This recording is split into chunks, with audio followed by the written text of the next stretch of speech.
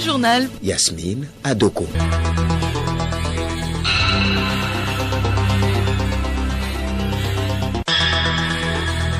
Madame, Monsieur, bonjour. Bienvenue dans ce journal dont voici tout d'abord les titres. 4 milliards de francs CFA pour soutenir plus de 40 projets en vue de créer plus de 200 emplois directs dans l'espace UEMOA. La BIDC a accordé ce prêt à Fidelis Finance pour appuyer les PME et PMI. Limiter sensiblement les effets des catastrophes sur les populations, les acteurs de prévention et de gestion des catastrophes sont en atelier de validation d'un plan stratégique. Côte d'Ivoire, le chef de l'État s'est exprimé hier à l'occasion de la fête nationale sans un mot sur son éventuelle candidature à l'élection présidentielle l'an prochain. Les sujets évoqués par le président Alassane Ouattara dans ce journal. Et puis sport tennis, le championnat national des jeunes démarre la semaine prochaine. La compétition aura pour résultat le classement des jeunes de toutes les catégories.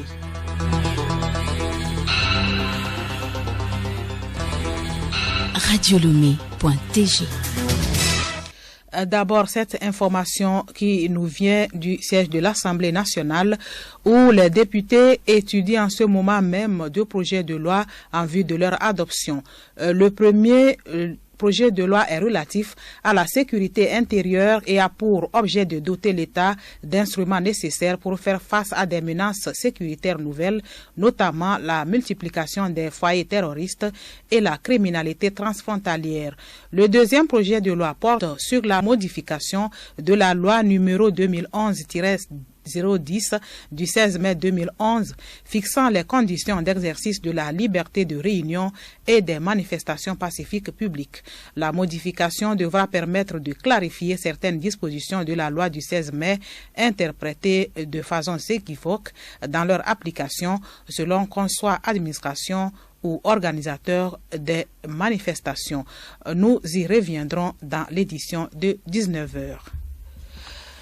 Un financement de 4 milliards de francs CFA pour soutenir plus de 40 projets en vue de créer plus de 200 emplois directs dans l'espace UEMOA. La Banque d'investissement de la CEDEAO continue d'œuvrer pour accorder des prêts à Fidelis Assurance, une institution de crédit basée au Burkina Faso. Cette ligne de crédit qui s'inscrit dans le cadre de la nouvelle stratégie d'intervention de la BIDC dans le secteur vise à appuyer les PME et PMI afin de contribuer à la croissance économique et de générer des revenus. Les secteurs concernés par ce financement sont notamment les infrastructures et l'éducation. Bachir Mama Ifo, président de la BIDC. Donc cette ceinture d'un montant de 4 milliards de francs CFA à Fidelis Finance est destinée à la rétrocession aux petites entreprises, aux petites industries au Burkina Faso et également en Côte d'Ivoire. Cette ligne de crédit que nous octroyons à Fidelis Finance est la 4e du genre et qui fait donc un total de 10 milliards de francs CFA que nous octroyons à Fidelis Finance. Nous faisons la même chose également dans certaines banques au Mali, dans la sous-région, pour rétrocéder les fonds aux PME-PMI. Au Togo, c'est vrai, on ne l'a pas encore fait, mais on a fait plutôt des prêts directs au gouvernement pour le financement des infrastructures sanitaires et dans d'autres domaines pour divers projets. Ouverture ce matin à Lomé d'un atelier de validation du document du plan stratégique de l'Agence nationale de protection civile ANPC. Cette rencontre de 2 jours permettra aux participants de procéder à des amendements et de valider le document, un outil de travail qui répond aux besoins de tous les acteurs de la prévention et de gestion des catastrophes. À terme, ce plan vise la réduction des risques de catastrophes. Lieutenant-colonel Yoma Baka, directeur général de l'ANPC.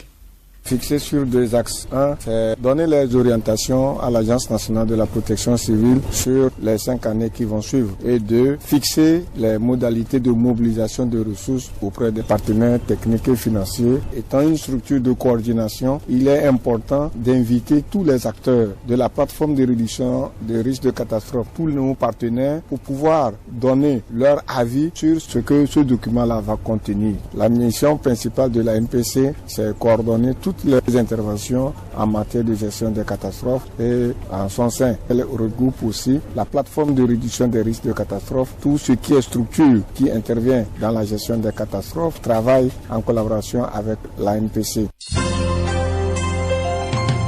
Le journal Yasmine Adoko. À l'étranger, Mozambique, un accord de paix a été signé entre l'ancienne rébellion de la Renamo et le gouvernement.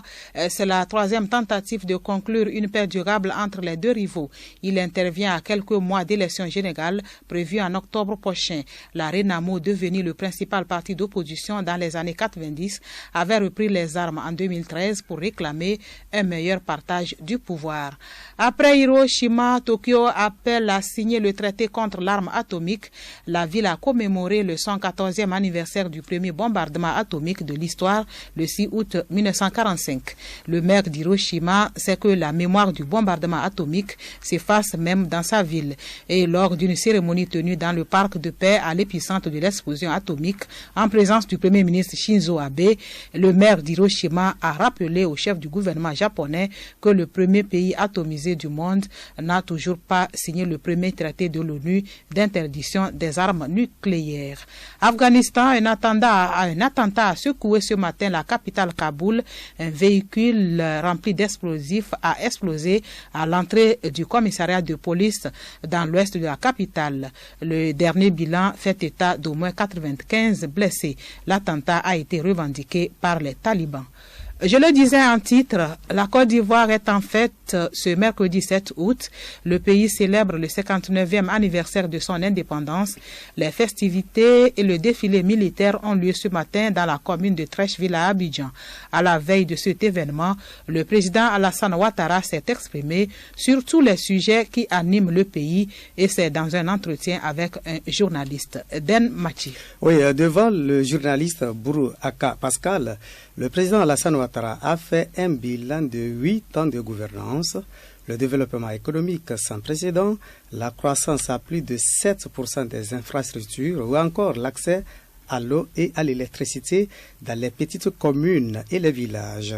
Sur le sujet de la commission électorale indépendante récemment réformée et contestée par l'opposition, le président tranche, je cite, « Nous sommes en démocratie, l'Assemblée nationale a voté, le Sénat a voté, il n'y a plus de discussion. » Fin de citation. Se pose ensuite la question de la rencontre à Bruxelles il y a une dizaine de jours entre les deux autres barons de la politique ivoirienne, les ex-présidents Henri Konan Bédié et Laurent Gbagbo. Je cite une fois de plus, moi, je me suis réconcilié avec président Bédié, avec Laurent Gbagbo, je n'ai jamais eu de problème en réalité. Mais si maintenant Laurent Gbagbo et Henri Konan Bédié se réconcilient, je ne sais ce qu'ils pensent l'un de l'autre. Se réconcilier, c'est une très bonne chose. Fin de citation. Le président Alassane Ouattara a rappelé qu'il déciderait seulement l'an prochain s'il se présente pour un troisième mandat, précisant que son âme et sa conscience lui imposent de privilégier le choix de la stabilité et de la sécurité de ses concitoyens.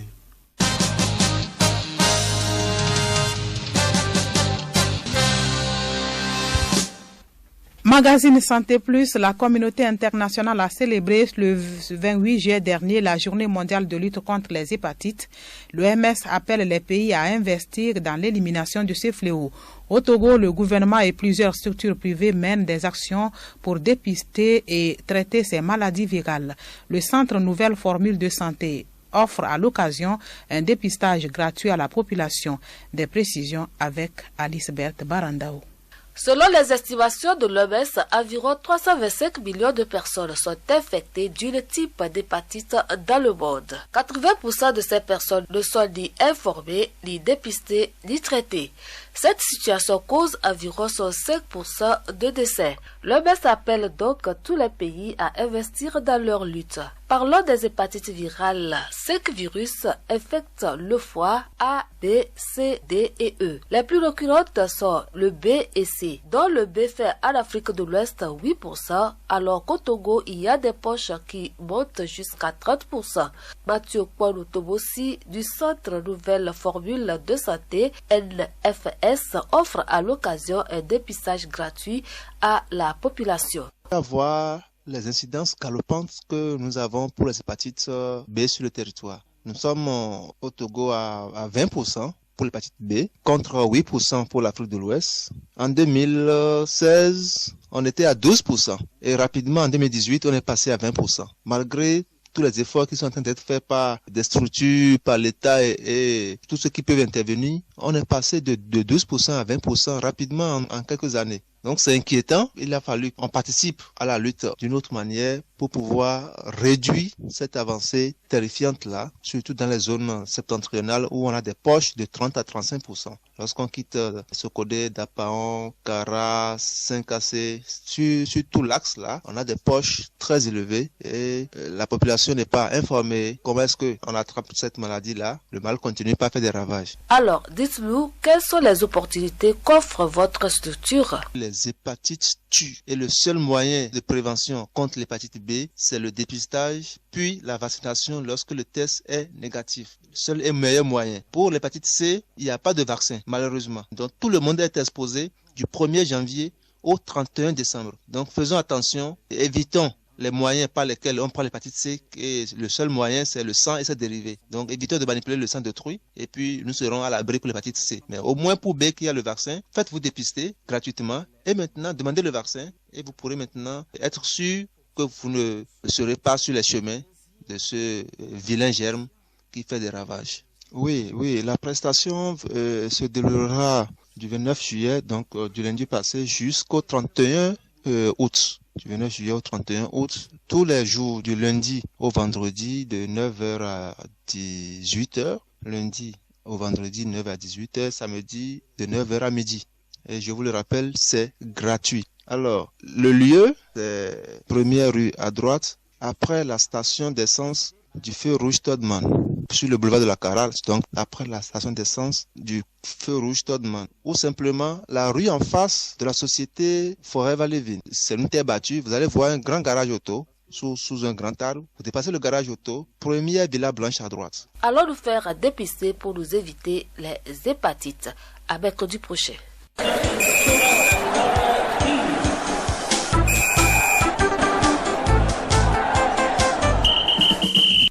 Sport tennis, la Fédération togolaise de tennis FTF organise la semaine prochaine le championnat national des jeunes. Toutes les catégories des jeunes seront présentes à cette édition. Aruna Mola.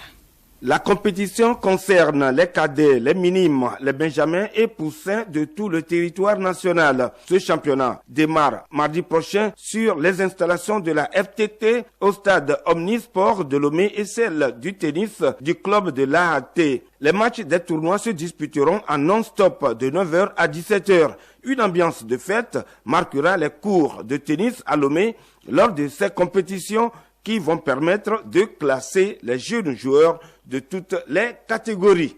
Tennis à l'étranger, 2 jours après sa finale perdue à San José contre Cheng Saisai 6-3, 7-6, Arina Sabalenka s'est cette fois-ci inclinée dès son entrée en lice à Toronto. La Biélorusse est tombée sur une Anastasia Pavlyuchenkova plus résiliente que jamais. Au prochain tour, Pavlyuchenkova affrontera Yelena Ostapenko, tombeuse de Caroline Garcia au premier tour. La gagnante de ce deuxième tour s'opposera ensuite à Marie Bouskova. Football à présent, le COMEX remercie le gouvernement togolais et tous ceux qui, de près ou de loin, ont permis au match retour du premier tour des éliminatoires du Tchad 2020 de se dérouler dans les bonnes conditions et la victoire des éperviers locaux. Le deuxième tour mettra aux prises les éperviers locaux et les Super Eagles du Nigeria début septembre prochain à Lomé. Voici les affiches du dernier tour qualificatif du CHAN. Algérie-Maroc. La Tunisie croise les crampons avec la Libye. Face à face, Mauritanie-Mali. Le Sénégal en découdra avec la Guinée. Niger-Côte d'Ivoire. Le Ghana affronte le Burkina Faso. La Guinée équatoriale est au révélateur du Congo. La Tanzanie joue gros face au Soudan. La Zambie donnera rendez-vous au Prestige à Eswatini. Puis autres affiches, Madagascar, Namibie, puis Zimbabwe, le Togo. Vous le savez déjà, le Togo jouera le Nigeria. Les matchs allés se jouent les 20, 21 et 22 septembre prochains. Les matchs retour les 18, 19 et 20 octobre prochains. Et puis, à Notiens, la Coupe Agogozan, édition 2019, se poursuit à suivre ce jeudi sur le terrain du lycée de la ville à 13h face à face à Haut Foot, FC Valencia. Et puis à 15h, Lumière FC de Krachi croise les fers avec Ifka Damapapé.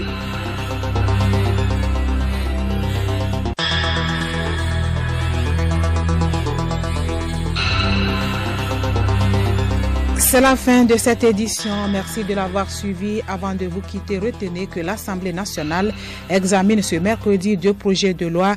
Le premier est relatif à la sécurité intérieure et le second porte modification de la loi fixant les conditions d'exercice de la liberté et des réunions et manifestations pacifiques publiques. Bon après-midi à toutes et à tous.